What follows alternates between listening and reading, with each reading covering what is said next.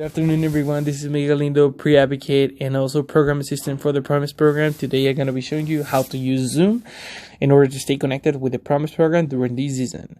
So, first of all, you're going to find your app store, whichever is for your phone. You're going to look for the Zoom app, and then once you find it, you're going to install it. Okay, let's wait some few seconds so we can get that ready to go.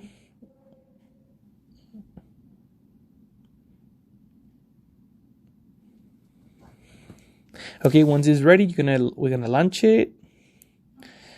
Okay, so basically, there's gonna be three cases where you're gonna be needing to connect with the Promise program through Zoom. One of them is gonna be if you have an appointment with Brenda Torres, which is our program coordinator. The second of all is she makes a conference for questions and answer. And the third one is going to be a pre-advocate appointment. So you don't even have to create an account to use Zoom in order to get connected with us. You only have to click here on join meeting. And then here on your name, you're going to write your name. In my case, it's going to be Miguel Galindo. Okay. And this is an important number. The meeting ID, it's going to be provided either by your pre-advocate or by Brenda Torres. And you're going to insert it here.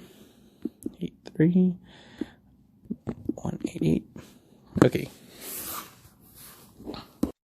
And there you go. There is Brenda and also Melanie. Well, and this is going to be the app that's kind of going to work. Basically here you can hear her and you can also see them. But if you want them to see you and hear you, you're going to have here the shot. So hi everyone, how's it going? And this is how we get back to Melanie and Brenda. And you only have to click in your pictures if you want to be the big one, or you want to come back, the same step. Then here we're going to have to stop video if you don't want to be recorded, you only want to hear them. That's going to be the option. And just remember that you can leave the meeting at any moment just by clicking on leave. Thank you very much and have a nice one, guys. Bye.